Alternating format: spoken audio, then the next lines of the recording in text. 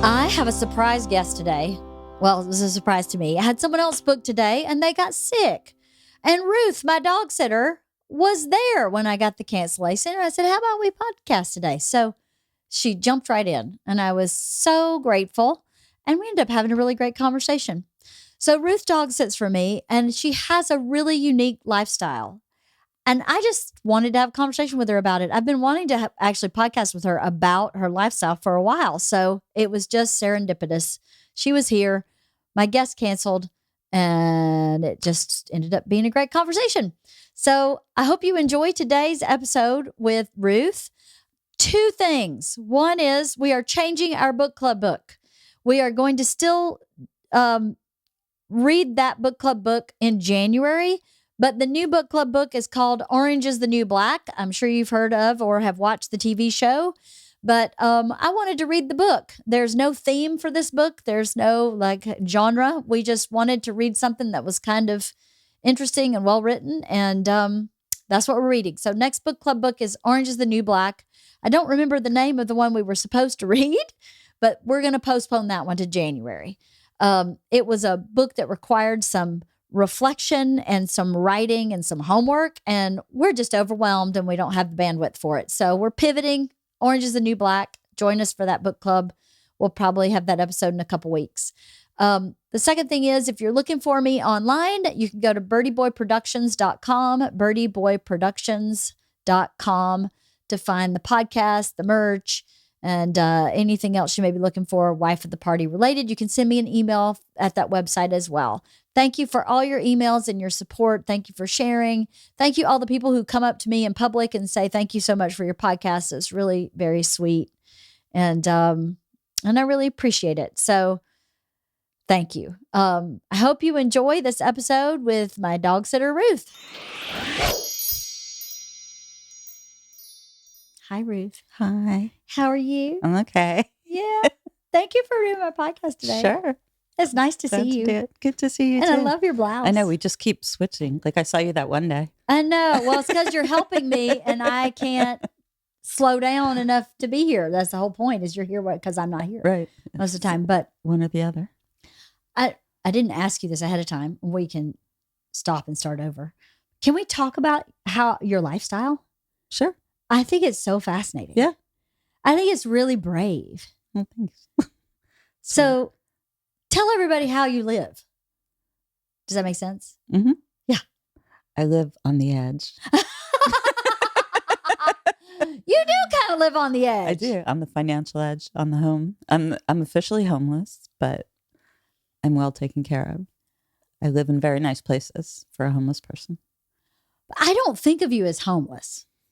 I think of you as more like nomadic. Yeah. Does that make sense? Yeah. Because you always have a home. Like you're not sleeping places outside. to go. Right. Yeah. But I don't actually have a permanent address. Well, here's the positive spin. Because it sounds very negative when you say I'm homeless. Here's the positive spin. You don't pay rent. Right. And you live in other people's homes while they're out of town or traveling. And you take care of their pets or their homes, or sometimes for me, my kid. And so you don't really need an apartment. Correct. That to me, that's what I see. Yeah. Cause I mean, it started because I was away from, I did have an apartment, and then I was away so much, it seemed pretty stupid to keep paying for a place I was never at. Yeah. And then the woman that owned the house that I had the upstairs apartment in, she retired and moved to Maine. So I just sort of never looked. Isn't that, you just never looked? Never looked. So did you just buy a storage unit or rent a storage unit? Yeah, I have a storage unit. Yeah. I have my trunk. You have a trunk and your trunk. My trunk in my car. Yeah. I was like, you have a trunk? Like a steamer trunk? No, I have a cedar chest. That's good. That was like the one piece of furniture I kept because it was my parents'. Oh. So that's it. And a bunch of boxes. Yeah. What's in the boxes? All like stuff you'd have around your home, like memorabilia, papers, stuff like that. Like not nothing. Like a coffee maker. No. I mean, I don't know. I haven't been like through everything in so long that God only knows what's really in there. The reason I think this is really cool is, I don't know if you know this about me. I've talked about it before on the podcast, but I grew up in a community that bartered. Oh, wow. Bartered for a lot. Like if I put gas in my car, I wrote a ticket, and then the guy who ran the gas station went to my dad, and my dad would fix his car. Oh, wow. So then I never really paid for gas. The same with the pharmacist, the dentist, the doctor. Not really the small grocery store. I could do that with, but not the regular, like the Piggly Wiggly, not that one. Right. But anything that was kind of locally owned, no cash. I mean, cash would almost never change hands the way I grew up. So to me, I think that's not super odd to me that you are basically bartering for a place to live, right? It's a win-win situation. Right.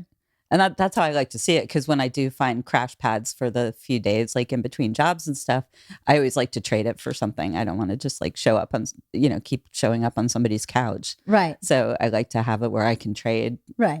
That it is a win-win. Yeah, it's a total win-win. I think it's kind of awesome. Like if I were single, I could totally see doing that because I mean, I'm so Pollyanna sometimes, or so like a glass half full sometimes. This is part of why I want to talk to you about it, is I just feel like how much freedom you must have to not have to pay rent. Yeah. Is that how you feel? Kind of, yeah. Yeah. I mean, it only sucks. Like there's been a few times where I'm sort of like in between a job, like I've finished one place and I'm waiting for somebody else to leave. Yeah. And then you're really like, oh my God, I have nowhere to go. Right. Yeah, that would be unnerving a little bit. So that's kind of weird. But I mean, I always have a place, to go next. But it's just, there've been a few moments like that. But yeah, I mean, not paying rent is everything. Like I couldn't live the way I do. And I certainly couldn't live in the nice places. Like my lifestyle would not be what it is, my home style or whatever. Like I get to be in exceptionally nice places most of the time. Right. That are way beyond my means. So. Right. It's so cool. So what's stressful about it? What's the glass half empty? Living on the financial edge because it's not steady work. So even that, it's that, and then my own problem of asking for enough money from people. Right, you do have that problem. I have that issue. Yes, you do. So but it's just kind of living on the financial edge, I think. But it's getting better. I have a little bit in the bank now. That's good. Yeah. So, but yeah, not paying rent. I mean, I couldn't do this and pay rent. Right. It's not, I mean, I don't make enough to do that. No, yeah, I completely, there's in LA. Yeah. So, and that's the thing, like if I ever do decide I want to settle down again, there's sort of like, what would I do? Where would I go? Because I don't have a lot, backing me up to start over. And because I don't have any furniture anymore. You'd be really starting over.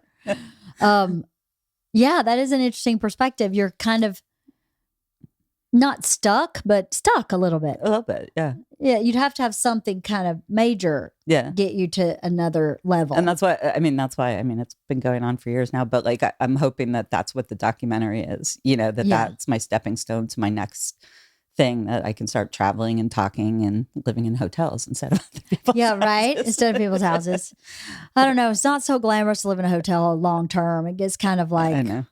Room service again. Oh my God. I mean, as much as I love room service, after getting it for a couple days in a row, you're like, okay, I could do something different here. I just love traveling. I miss traveling. You do? So it's that's the other thing. Like all summer, like everybody I was sitting for was off to Europe and on all these great vacations. I'm like, okay, I'm going to Phoenix in October.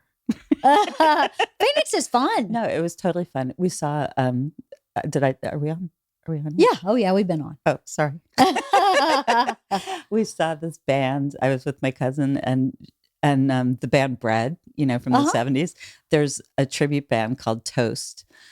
And it was fantastic. I mean, it was just silly and fun. And I love their music. So there was no way the show would suck, and it was funny. So I have a t-shirt now that says Toast, the ultimate bread experience. That's awesome. That's so cute. Where would you like to travel? Everywhere and anywhere. I mean, I've been to Europe a few times and stuff, but I still want to go like South Pacific and Scandinavia. I'd love to go to. So yeah, just keep moving. Yeah. Traveling is so fun.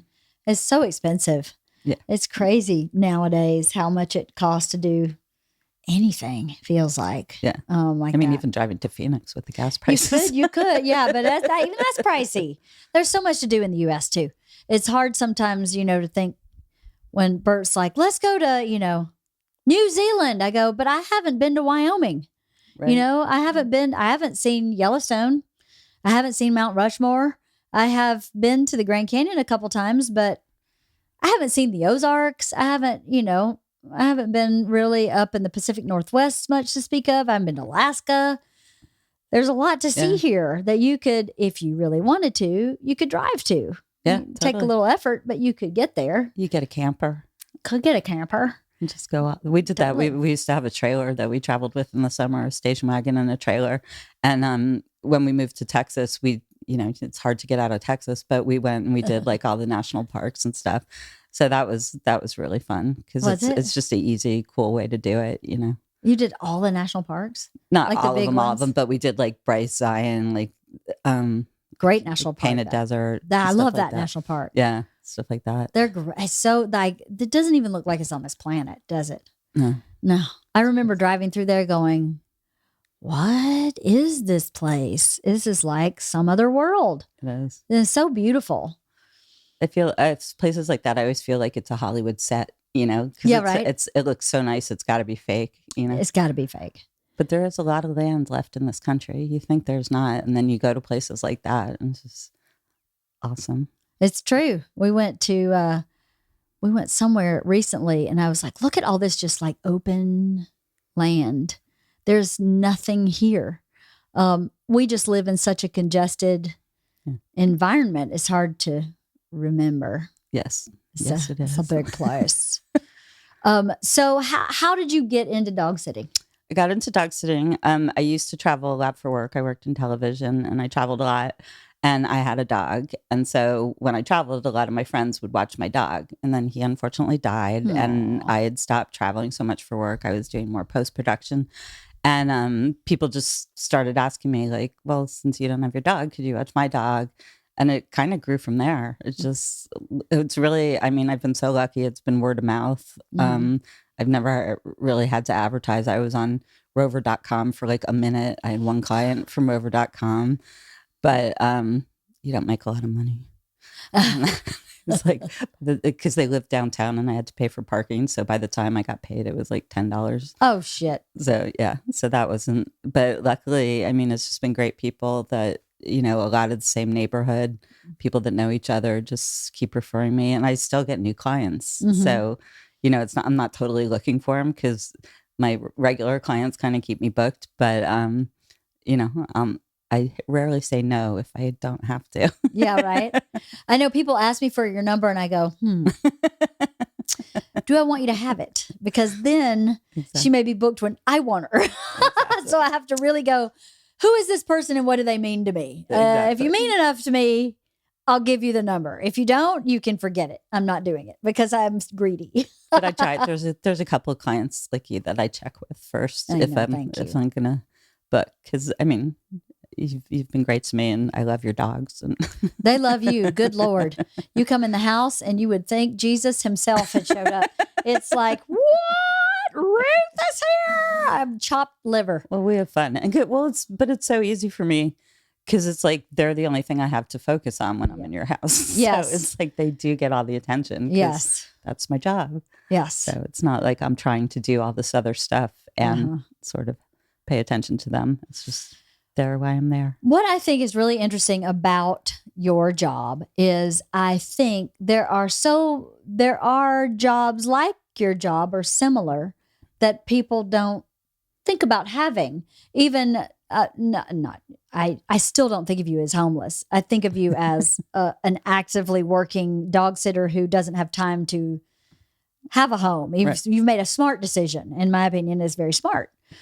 But I wonder if people in communities where they are struggling would think about that as a way of getting themselves somewhere to live. It takes a little bit of a hustle, right? You have to keep up with people and be responsible, obviously, and do what you say and show up on time. And those responsibility pieces I know is not for everybody, even in the 9-to-5 workplace. But I don't know. I just love that. I love the idea of making your way in the world work for you. Yeah. Yeah, no, that's definitely been, because I love it. I've always loved dogs and I love it. And it gives me time excuse me, to do my stuff, you know, to work on my film. And I'm writing a book now. You are? Yeah, a memoir. A memoir? That's Yeah. exciting. It is. So that's kind of why I started too, because I figured, you know, in television, you can't really have another job because it's often very life consuming. Yes. And so that was part of the reason I started this too, is because I wanted time. But it was a slow start. I mean, there was the first year I was crashing on people's couches and sort of making a pest of myself a few times. But slowly it got better and better and better. Busier and busier, Yeah. right? And now, like, I think in November, there's maybe 4 days I'm not booked. Wow. Yeah. That's amazing. And it's been kind of magical too, because people slide in. Like I had 2 weeks in November open, and then somebody called and a new client and asked for like those exact dates. Wow. That I was like, yeah, sure. I happen to be available. So it's just, I don't know who's watching out for me, but it's some good force. Your mother is watching out for Maybe. you. I think she's probably part of the big team up there. Maybe. I think so. That would be nice. Oh, I have no doubt that she is watching out for you. Absolutely. Thank you. I forgot what I was going to ask you now. What is the hardest part about living like this? I think I already asked you that, but just moving my stuff around. It's just like I get sick of packing and, you know, wear stuff. I end up wearing like 3 outfits because I just, you know, stuff ends up at the bottom of a bag or a suitcase. And like I try every couple of weeks, I try and totally reorganize my suitcase and stuff, but I'm still carrying around like 4 of the, you know, reusable bags with crap in it and extra stuff.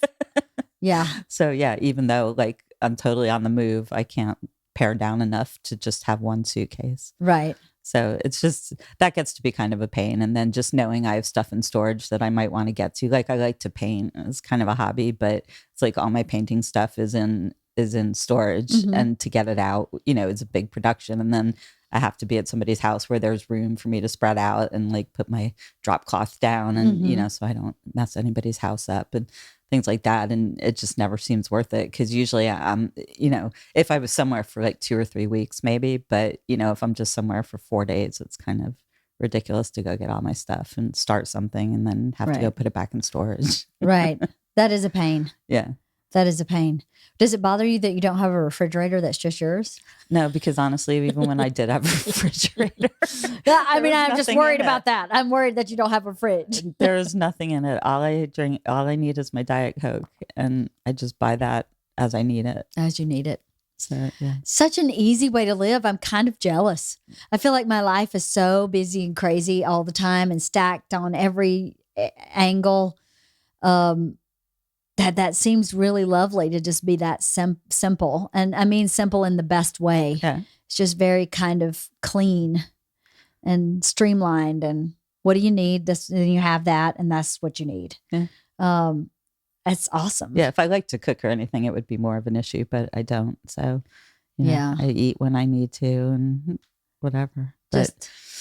But it's nice because you've got places to go and people to be around and stuff. I mean, it does get a little lonely sometimes and boring sometimes because I'm like, how many things are there to watch on Netflix after you've watched Netflix for hours on it? Yeah, right. But if you're writing a book, then you've got plenty to do. Yeah, I do. But it's like, I can't focus on it all the time. Oh, no, you know? of So course. it's like, sometimes I just sit there like, I'm not sure what I should do with myself right now.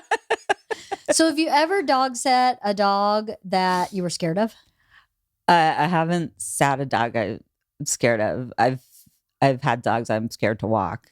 Oh, yeah? There's a German Shepherd that I walk, really big, really tall one, whose mother basically told me because he goes after squirrels, like if he goes, drop the leash. Yeah, really? Because he will pull you down.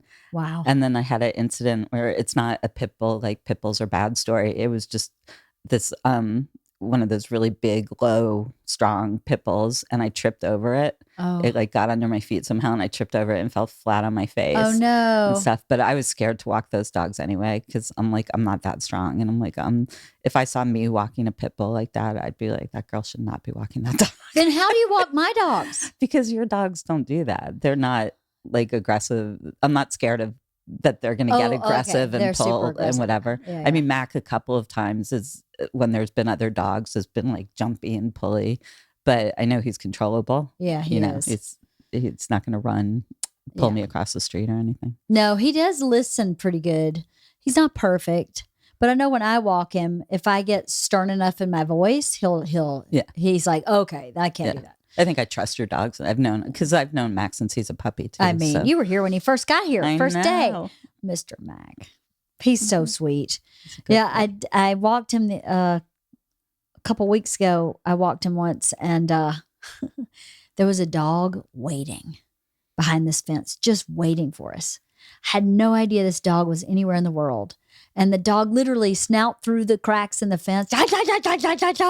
And it scared Mac to death. And he bolted for just a minute because it just scared the shit out of him. And he almost pulled me down too. But that leash we have with the thing in the front of his chest is unbelievably good. Yeah, it's helpful. It's really helpful. I couldn't walk him with like a choke collar. He'd drag me all over town. There's no way. Yeah. Right? No, that's the only time he ever almost pulled me down was actually off your front stairs because of the Halloween decoration. I know, he's so scared of the Halloween decoration. He just jumped. He's so scared.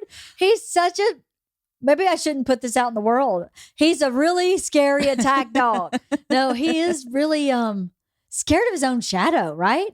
He's a big scaredy cat. Oh God, but when I was staying here, I think it was 2 weekends ago or whatever, I had just taken him out back on the leash, whatever. And like the second we went outside, somebody set off fireworks or something. And it was like, pop, pop, pop, pop, pop. And he bolted inside so fast. And then he wouldn't go out back again. And when I took him outside, it was the whole like tail down. Yeah. You know? Like he does not like fireworks. No. 4th of July, he was a disaster. Oh, poor thing. I felt terrible because you can't talk to them. You can't go, hey, buddy, it's okay. It's not a gun. Right. He's just like, what's happening? It's just loud noise that I don't see like anything. It. Yeah, don't like it.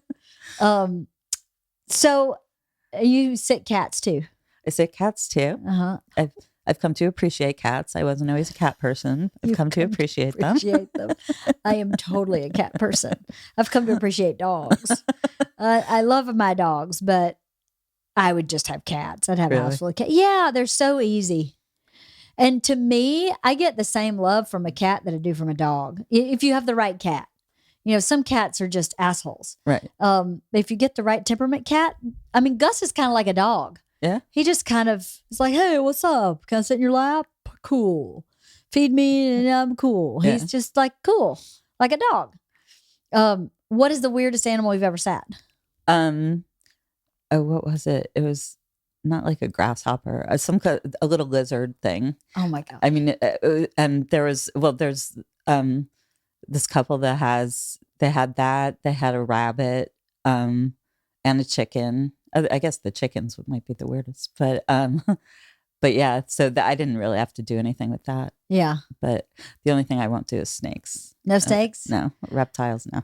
Not going to drop a rat in a cage and watch him eat it no. alive? Oh, so disturbing. No. And I'm not, that's part of the reason I'm not a total cat person. It's like, I'll be your friend and I'll love you until you bring me a dead animal. Yeah. And then I will not be a fan. Yeah. For that moment. You just have to reframe it because really what they're doing is they're loving you. I know it's a gift, but they're bringing you a present. They're saying, I love you. They're also saying, I don't believe that you're competent enough to hunt. So I'm going to hunt for you and feed you. So if you reframe it a little bit, it makes it a little bit better, but not entirely. I'm like, I don't need gifts. I'll love you without the gifts. I know. They're so funny. This week, my podcast sponsor is Factor. I love this company. So Factor does quick and easy meals that you just heat and eat. And they are so good. I mean, I've had them for lunch. I've had them from dinner. They have vegan. They have vegetarian. They have protein plus meals. They have keto. They have calorie smart meals. They are dietitian approved recipes. You can have 4 meals or you can have 18 meals a week. I love their veggie chili. I also had this shrimp and rice dish. I don't remember the exact name of it, but it was delicious. Their smoothies are so yummy. And I take a big sip out of their smoothie and add a little protein powder. And now I have a protein smoothie. I love this company. They make it super easy to change up your menus. If you want something different every week, you can do that. You can customize it and make it whatever you want. They're so easy and they're really tasty. So head to go.factor75.com/wife60 and use the code wife60 to get 60% off your first box. That's code wife60 at go.factor75.com/wife60 to get 60% off your first box. You can also click the link in the description below to get the website and the promo code. Thank you, Factor, for sponsoring Wife of the Party. So how's your documentary? It's going well. It's going well. It's just nailing it down. And then I'm waiting for my director, has been working on the Rock and Roll Hall of Fame special. Amazing. So I'm getting him back next month when that goes to air. And so then hopefully we'll just finish it. Oh, you're that close? Yeah, I mean, it's mostly about the visuals now and getting the rest of the stuff shot, like all the pictures and stuff and shot and in there. And you are down the home stretch. Visual. I hope so. How long have you been working on this project? It's been about 6 years. It's a long time. I mean, from first conception to, right. And then it was about a year till I first started shooting. Mm-hmm. And then I did one round of interviews, and then it was another year and I did the second round of interviews. And then from then it's just been playing with it and trying to get my partners to pay attention to me. And yeah. Yeah. Because it's hard. I mean, I really thought, I can just do this by myself, because of my background in TV. I'm like, I'll just put it all together myself. But it's when it's your own story and it's, everything's on you. Mm-hmm. It's been harder than I thought just to nail it down. But it's going well. It's going well. And then writing the book has actually helped too. Because all the stuff I think should go in the documentary won't fit, so it's like having a place to put it sort of makes me not be so weird about, let me try and squeeze that in or let me move that around or whatever. You can let help it me go. Focus more. Yeah. Let it go where that documentary is concerned because it has a place. Yeah. That's great. Yeah. That is dedication and perseverance to continue on with this project. You've raised money for it. You've put your own blood, sweat, and tears into it. It's been a big, long haul. It has. Yeah. How do you feel? I feel good. I feel frustrated because I just want it to be done now. Especially because I've been talking about it for so long. It sort of gets embarrassing. But why? Don't ever be embarrassed about that. Just because it's taken so long. That's I know, but okay. I remember when I started, somebody's like, how long do you think it'll take? I'm like, probably a year. Because I was so used to working, where somebody gives you the money and gives you the resources or whatever. But I didn't realize how hard it was on the flip side just to, have the idea, have the people. But now I need the resources. So that's been the hardest part for me and my issues with money. Yeah. That is hard. That's hard, I think, for everybody. Yeah. And they do say most documentaries take like 7 to 10 years. So. That's what I was thinking. It's so funny. We were saying, I was like, 6 years seems like about right. Yeah. Seems about right. Because just wait it out and then it'll just be done. And you'll be done. Before you know it, boom. And you're like, that was fast 6 years. Maybe. I don't know. What are you going to do with it? Well, I want to, try and get it in the festivals and streaming somewhere. But then I also really want to make a shorter version of it to use for like educational purposes and to take out on the road and hopefully do speaking and just talking about the subject and using it kind of as my platform to be a valid person in that world. Right. Have something to talk about. Yes. And that world is a world of suicide, right? Suicide loss, yes. Suicide loss. Yeah. So it's for the survivors. Survivors, people that have had people die by suicide, which there are many. There are many. It's a heavy, it's a heavy load for your life when you have someone as close as you were as your mom. Yeah. I would imagine that would be a lot to carry for your whole life. So doing something that helps other people has got to lighten the load. Yeah, definitely. And my mom was a social worker too. And I always, going into television, I felt guilty that I never was in a helping profession.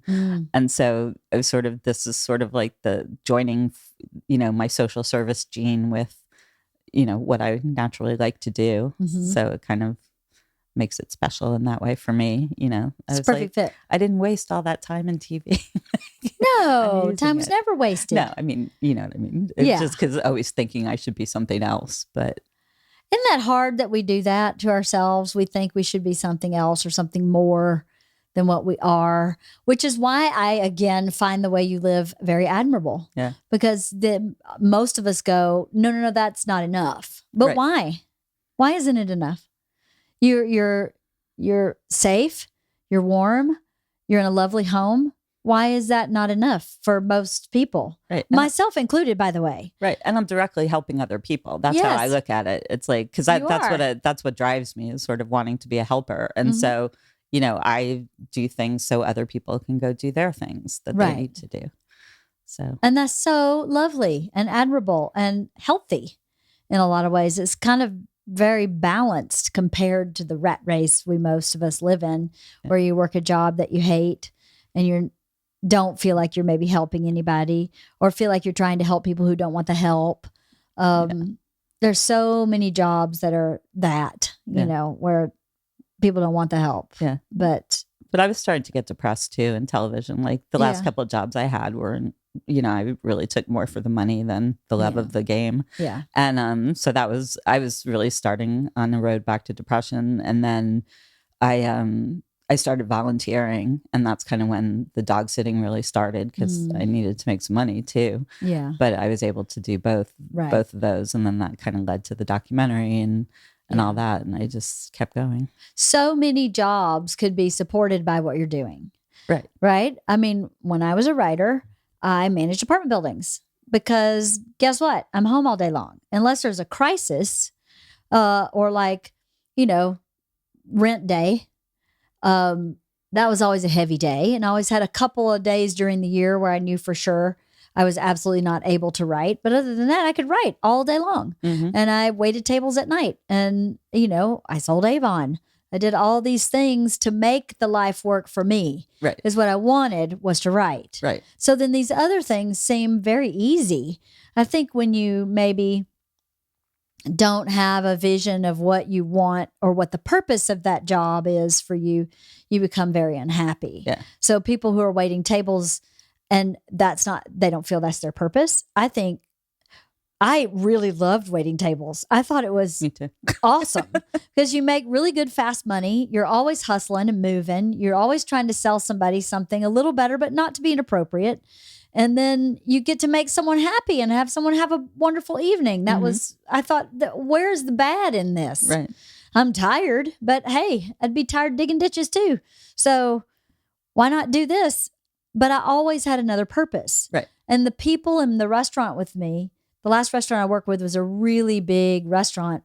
So many of them were so miserable. And I thought, why are you working this job?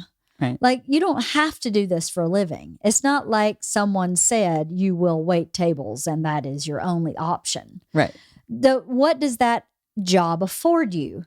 Well, because there's a reason why you stay in a job that you hate. Right. And then can't you change your perspective on that job that you hate and look at what it affords you? Right. Obviously, I currently am one to talk at this moment in life, but I've had many jobs before Bert was so successful that one might say sucked. You know, I worked at a freaking video store. I sold wedding gowns. Talk about drama. Wow. Try selling wedding gowns.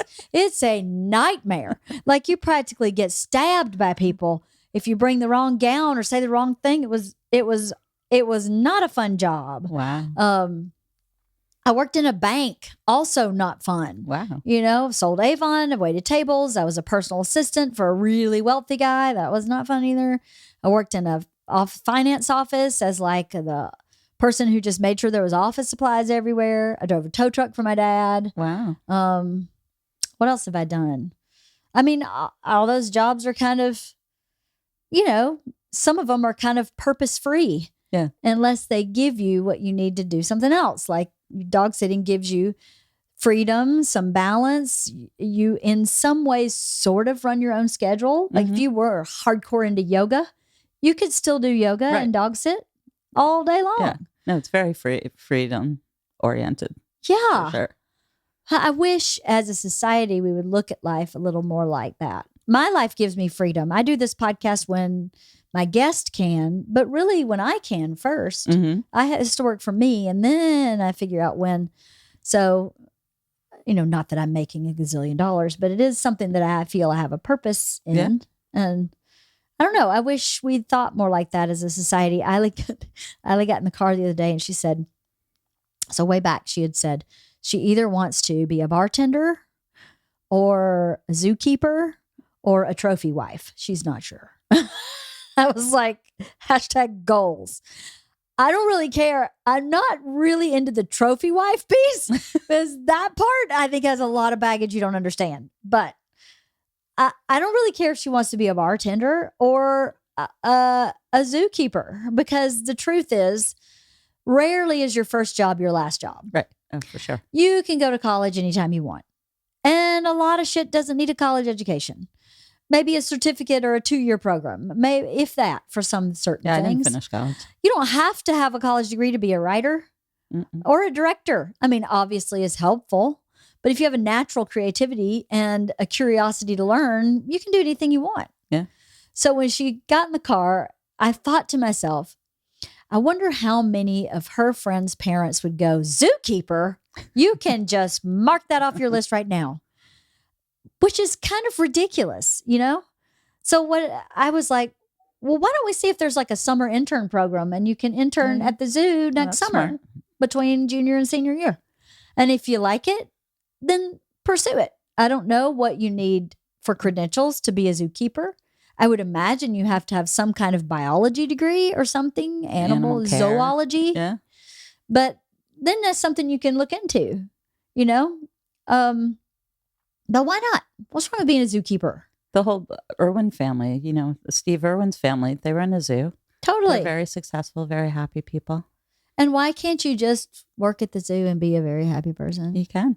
Why can't you just do that? Why do you have to be? It is the pressure, though, because I'm not sure, like, if I didn't have the other stuff going on, the documentary and the book, like, I'm not sure how happy with myself I'd be. Of course. No, that's my point. Yeah. Yeah. If your job makes you happy, like right. if being a zookeeper makes you happy, great. But if being a zookeeper pays the bills so that you can do something else, great.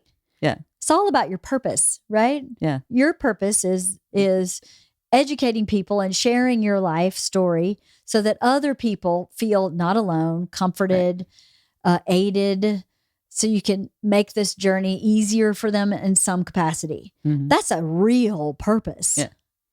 It's the first one I've had, too. I mean, I never felt like I enjoyed my life in television very much, but I didn't feel purposeful in it. I didn't feel like, I was giving anything to the world. I mean, entertainment, yes. But I think because I come from a background where my dad's a doctor and my mom was a social worker and stuff, like I never felt it was enough. So now, like I said, kind of combining the two skills, this field of social service or giving back, and then with what I like to do, which is the television stuff, has really made a difference. That's awesome, Ruth. Yeah. That's really awesome. Yeah, it's impressive that you were brave enough to pivot. Well, I kind of didn't have a choice because it was. Well, I had a panic attack when my dog got diagnosed with cancer, which sort of started me on this whole journey, finding out like what was quote unquote wrong with me because I couldn't snap out of this depression. And then when I realized it had a lot to do with like unresolved grief and things like that, is when I really started looking into the suicide stuff. And so that too kind of just happened naturally. Like I started talking to people, and then the idea came up to talk to my family about it. And I was like, once I thought of it, I'm like, now I can't not do it. So, but don't you think that's brave? Yeah. I mean, I'm not going to say no, but I mean, I don't think of myself as brave, but I think what I did was brave. Yes. Yeah. It's very brave to go, I'm going to leave this whole industry behind in a sense and pivot and work over here, which even though they're related, television, suicide prevention and education and social services and support is not the first thing I think of when I think of television. Yeah, no, definitely not. That's what I'm saying. Yeah. I know. I was sort of like, I was telling Isla the other day, I did a a documentary on spontaneous human combustion. Like it was fun, but I'm not sure who that helped. Definitely didn't help Isla because probably Isla's going, am I going to spontaneously combust? She was kind of saying, can it happen if you do this? Can it happen? I'm like, it doesn't happen. It's not real. Watch the documentary. You'll see it. That's so funny. I can see Isla's brain going, what? She's like, what if I swallow a bomb? Well, no, that's not spontaneous. What if I swallow a bomb? Like, then you're stupid. You would combust, but it wouldn't be spontaneous. Her brain is so funny. Yeah, I've been thinking really seriously about being a zookeeper. I'm like, that's great though, because she does love animals. She loves animals. I said you need to work on zookeeping your cat first because your litter box up there is a disaster and there's no food in her bowl and you haven't changed her bowl in days. I go up there and feed her, but I tell her there was no food in her bowl again. I said, so your animal husbandry is less than impressive at the moment. So if you're going to be a zookeeper, you may want to step up your game, like just with your own cat. Yeah. And she was like, Mom, it's totally different when it's a job. I'm like, no, it's actually no. You're 16. We're not going to worry about this. It is your job. Start paying her for it. Say, I'll pay you $1 if you take care of your own cat. No, I will not do that. No, because she should just take care of her own cat. She should. That's a very cute cat. She's so sweet. That cat has been really, really helpful. Okay. I worry about what we're going to do with her when Isla goes to college. If Isla decides to go to college, I don't think a lot of colleges allow cats in the dorm. Probably not. So I don't know how I'm going to acclimate this cat. You're going to transition her into the household. I don't know. I said to Isla, maybe we'll see if Georgia wants to take her for a year because Georgia will be in an apartment and can have a cat. So there you go. She may move in with her auntie because Georgia loves her. And for people listening, Isla has a cat that lives in her room. She has a room that's like the size of a studio apartment in New York. It's a big room, but it's a cat that helps with her anxiety. And it's done wonders. I mean, it's done wonders for her sleep anxiety. She was like checking the doors and windows at night, and she stopped doing that because she watches the cat. And I tried forever to get all 3 dogs and Gus to sleep, any of them, in any combination to sleep in her room, and they never would, which freaked her out even more because she thought, see, something bad is in my room. And I kept going, no, they just want to be where I am. And even though they sleep in the living room and I sleep in the master bedroom, I think they want to be as close to me as they can get. Yeah. So.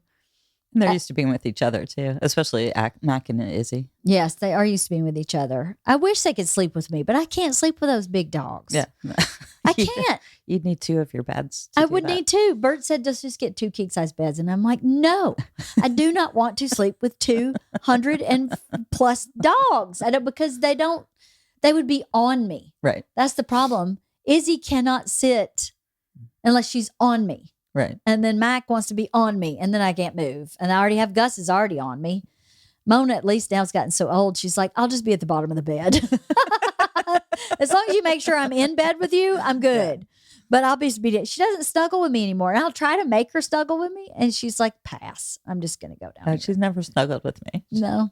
She's always made her little space on the bed. She used to sleep probably 1 or 2 nights a week, like in my arm, Aww. like spooning. And then as she's gotten older, she's gotten like, it must be uncomfortable or something. It's not comfortable or something because she stopped doing it. That's what sometimes with her, I'm like, do you want me to keep petting you? Do you want me to stop? Do you want me to She's so old, that lady. I can't believe she's still getting it done in the capacity that she is. She's amazing. She's like a little puppy, the way she bounds around the house. Like she's the fastest one of all of them. Yes. She is a little springy, bouncy, 16-year-old, broke down, one eye, no ears, broke down dog, but she's still she's so happy. She is a very happy dog. She's a happy, happy dog. And so that's what I'm waiting for, is when she's no longer happy. Because that's when you kind of know. That we don't talk about these things. I know, but I'm very attached to that dog. I know you are. She is to you too. Very attached. Georgia went to college and was not emotional about it. She was super excited and then stopped and went, I just realized that Mona's definitely going to die while I'm in college because she's 16. Aw. And Georgia has 4 years of college. I don't think Mona's going to make it to 20. That would be really unheard of. And when Georgia said that, she just fell totally apart. She was like, I'm not going to be here. I'm not going to, that's going to be terrible. I'm not going to get to say goodbye. And I said, well, just say goodbye every time you say goodbye, not from a grief place, but from a like loving, I love you, Right. really sincere place. So if that does happen, you've had that moment with her where you feel like you really gave her some extra love. Yeah. So she did. And then she went, the same as for Gus. He's going to be gone too. And I was like, well, some cats live to be 25. He's a little on How old the is he fence. now? He's 16. 16. But I was like, you never know. The cat might make it through. But Mona, I don't know. She's still got that spring in her step, but 16's old. Yeah, my childhood dog was a little terrier that lived till 18. Yeah. And we had to put him to sleep eventually. But so my dad actually, I was living in New York at the time, and my dad flew me home so I could say goodbye. Aw. That was the first time I ever saw my dad cry. Was when we put him Aw. to sleep. It's very sad. It is very sad. I don't like those moments. I hate them. I mean, you sort of wish they'd just die, so Yes. it's natural and nice, but then again, you want to be able to say goodbye. So Yeah. it's a rough one. It's hard. My childhood cat, Fatty, I got Fatty when I was 5, and he was 18 when he passed away, and he just wasn't doing well. And we were like, we're going to give him through the weekend. And if we're going to put him down like on Sunday. And I got up that morning and went to college, and I just said to him, hey, buddy, if you need to go, just go. It's okay. I'm okay. And I came home, and he was in his little favorite spot on the balcony, curled up in the sun, and he had gone. Aww. And I was like, oh, I was so glad I said that Yeah. before I went to college that day. And that he went and got in his little favorite. He was in Yeah. the sun. He was so warm. It was just perfect. But I had to put my second cat, Mufasa, down, and it was terrible. Yeah. It was awful. So heartbreaking. And Priscilla. Yeah, that was the worst. Oh, I went to bed for 3 days after Priscilla you died. did. It made me so sad. You were probably exhausted from the worry. You know? The whole thing was pretty traumatic. Yeah, it was terrible. Let me have tear, yeah. I know. It was, there's a tissue if you need one. It was terrible. It was traumatic for everybody. I felt terrible for you because we had I felt no terrible idea. for you guys. Like, there you're on vacation, and I'm like, I think you need to come kill your dog. I know, right? It was awful. But I kept going, poor Ruth. Who wants to just show up for a dog sitting job and have a dog like collapse and go to the hospital? That's the only one that's died on me. I mean, I've had some that have died, but not while I was there. But no, I mean, I just felt so bad because like trying to get her to the vet, and then she just like went down in the parking lot, and I'm like, that's my last memory of her. I was like struggling to get her to the vet. Bless her. But I felt bad for you guys. It's like racing back from the Grand Canyon just the whole time knowing what's going to happen. Yeah, it was rough. It was really rough. The roughest, I think, is when I picked her up from the emergency vet. Because we had driven from the Grand Canyon. We got home at like 12:30 at night. And then Isla and I went to pick her up. And Bert and Georgia pulled the twin mattresses off the girls' two Right. beds and put them in the living room so that we could all sleep with her. But when they rolled her out on a gurney, I almost lost my knees. I thought we should have come home. We should never have gone.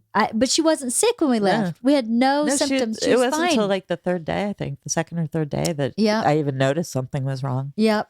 So we had no idea, but I just felt terrible. And, the vet had said on the phone, I think we should put her down now. And I said, I can't do that. I got to come home, and I don't want her to die by herself.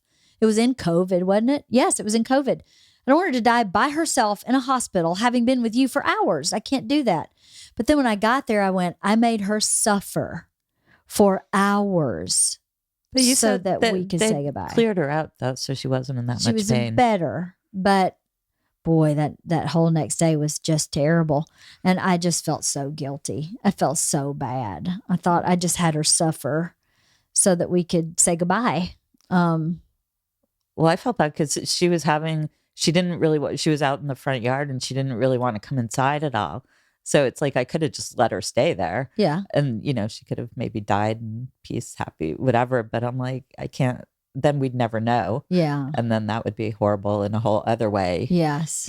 So it's like there's no good way for it to happen. No. But I was glad that you guys came.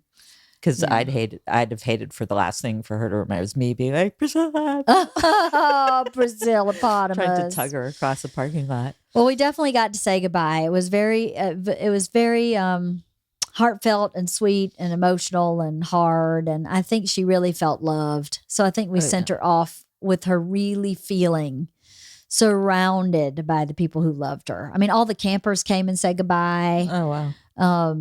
They all came in and gave her hugs and loves. And I mean, we tried to get the vet to come and euthanize her early in the day, and she just couldn't do it till like 3:00. Yeah. And the bad part of that is she was really uncomfortable, but the good part was everybody got to say goodbye. Yeah. Everybody. We got to spend so much time with her that we were like, she needs to go. Yeah. Like, this is, she needs to go. Yeah. This is not good. Bless her heart. She was a good one. Yeah. Do you think you'll ever get another dog? If I'm ever in a situation to, yeah. But I mean, it's hard now because it's like, that's the problem too. If I was ever to stop doing this, like I'm actually in love with all these dogs. Like, how am I going to stop seeing my dogs? I actually have 35 dogs. Yeah, exactly. So I don't know. It's a lot of responsibility. And then the whole thing, like if they get sick, you have to have money to take care of an animal. So yeah, totally. it's kind of the same thing as like me ever getting an apartment again or starting over. It's like, how would I ever have enough money now to have my own? But I have so many. You do have a lot. I know everybody that I've referred you to just loves you. Oh. And they love the way you care for their dogs. Everybody's been like, Ruth is the best. And the dog loves her.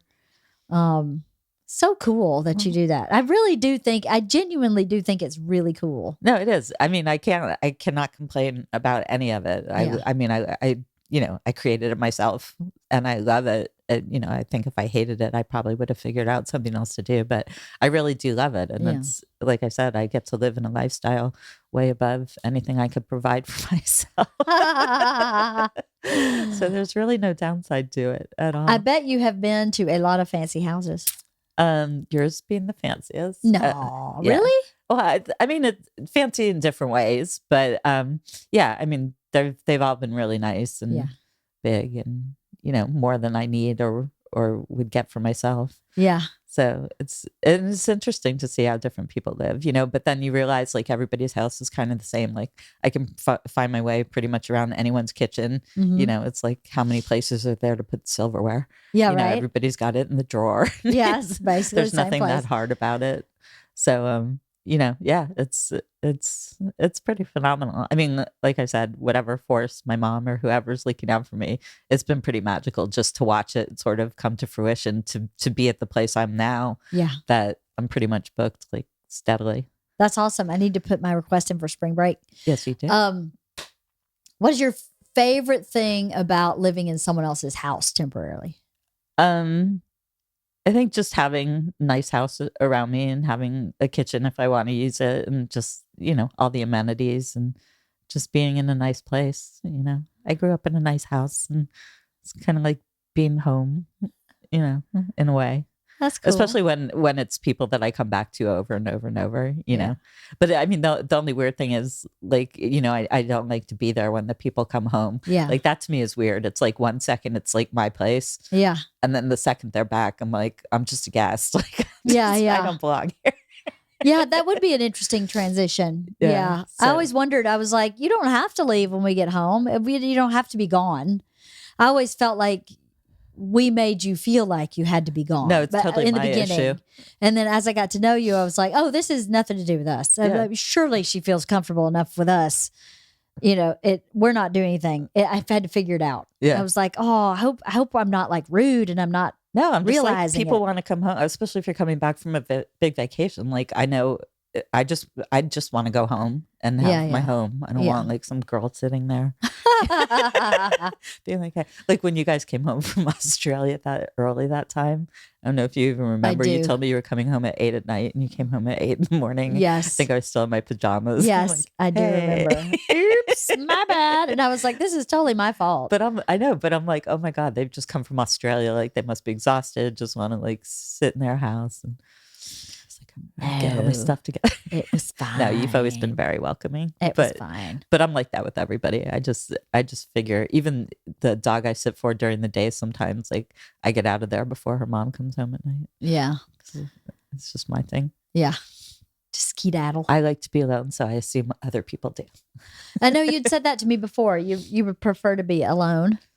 A lot of the time. I mean, it does get lonely sometimes because like I sort of sometimes never have anybody to talk to. Right. But I do mostly. I mean, I'm an introvert by nature, but I also I like to be alone. Yeah. It's just always been that way. Huh. I like to be alone too. I like my alone time. But I like people. I'm a highly social introvert. Yeah. But at a certain point, I'm like, everybody out. Yeah. That's why I can be social. Yeah. Everybody out. Mama needs to be by herself. I love when Bert's home, and then I love when he leaves. Yeah. First of all, I get to clean my house, and it stays that way. And then second of all, I just have myself to take care of. I like that a lot too. I had another question. I was like, I have two more questions. One is, what do you like about other people's houses? And the other one was, if you had to stop doing this today, what would you do instead?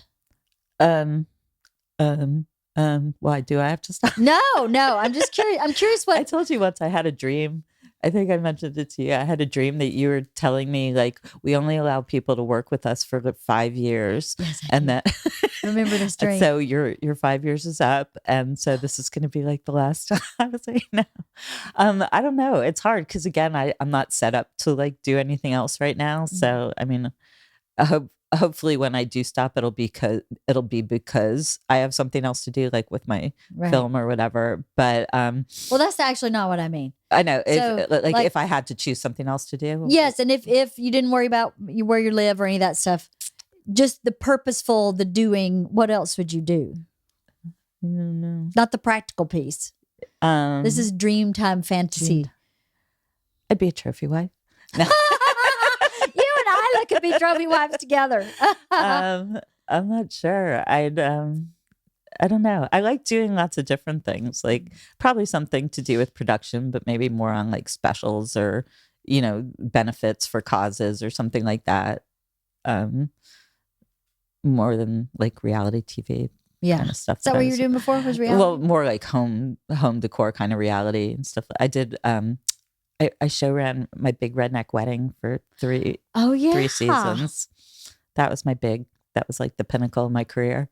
Big redneck wedding. Yeah. But like I used to work on specials. I worked at MTV early on in my career and I worked on specials, and that's what I really like to do, like focus on one thing. What do you mean by specials? Like when this is going to date me, but when Rolling Stone magazine had their 25th anniversary, I worked on the 90-minute special about Rolling Stone magazine. Okay, got it. So it's like kind of a one-off, like for a very distinct purpose. Got it. Versus working on a series where it's like the same stuff over and over and over again. Right. So I'd probably try and find my way back into production for something like that with people that I've worked with before and really like. Right. And something that you enjoy doing, maybe. Yeah. Okay, that's cool. I hadn't thought of that. I just am curious. I always am curious with if your current job disappeared, didn't exist, wasn't on the planet, what would you do? I think that's a really interesting question because I don't know, it just shows you a different side of that person. Yeah. I'll have to think about that. When I asked myself today what I would do, I think I might have been like some kind of like teacher or something. Oh. So I really enjoy, such a dork, I really enjoy my Girl Scout troop. So I'm like, oh, maybe I should have done that. I've been told my whole life you should have been a teacher. I was like, I'd never be a teacher. I don't like 9 to 5. Yeah. I don't like you have to be here at this time every day, every single day. But the act of teaching and watching these kids and Girl Scouts brings me so much fulfillment that I wonder if I wouldn't look into something like that. Maybe, I don't know. Yeah. I feel like I'd like to, there's other documentaries I'd like to do, not on suicide, that I've always had ideas for and stuff. So Like what? Well, one is called like Ancient Arts, and it's about like, like in Guatemala, how they do all the hand weaving and stuff. So looking at the teacher-student relationship, because how it's passed down through generations and stuff, and just learning about those different kinds of arts. Like That's cool. If I could go back to or if I had stayed in college and really thought about what I wanted to do, I probably would have studied anthropology or something, because I'm really interested in other cultures and travel. So I'd like to make films about like just stuff like that I'm interested in that people might not think about. That's really cool. Yeah. Very cool. So we'll see. When I travel, I always try to buy a handicraft, something that is handmade, that's cultural. Yeah. Because I feel like that means so much more than just some kind of kitschy, stupid, totally, Guatemala written on the side. I'd much rather have like sandals that someone made, or a blanket that someone wove. And there's a whole tradition behind it and stuff. And that's what I'm fascinated about. That's very cool. Yeah. So we'll see. Well, that's very cool. Well, I can tell you this. I really appreciate having you. Thank you. You take a big load off my brain to leave town and know that my house and my animals and my kids sometimes are just handled. I don't have to think about it. It's good. And I don't ever feel bad asking you, because I know that you bop from house to house. And I go, well, not that I'm helping her, but that it's a win-win. Right. Where I go, if she's available, then that really does work for her. And it makes me feel better. I always have this weird thing in my brain where I feel bad to ask somebody.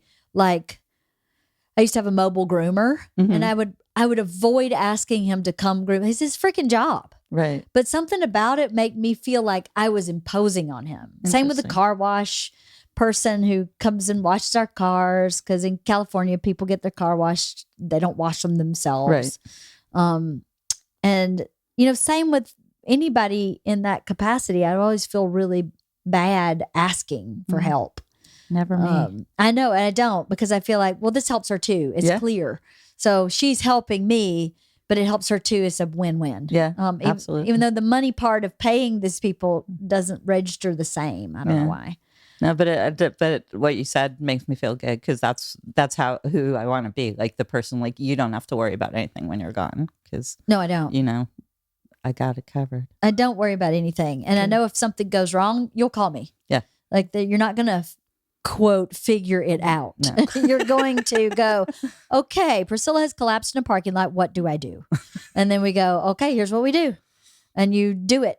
But it's really nice. It's really relieving, because I've had, before I found you, I had dog sitters that stressed me out so much, because I had this one dog sitter, I swear to God, Friday to Sunday called me like 9 times. So the dog food.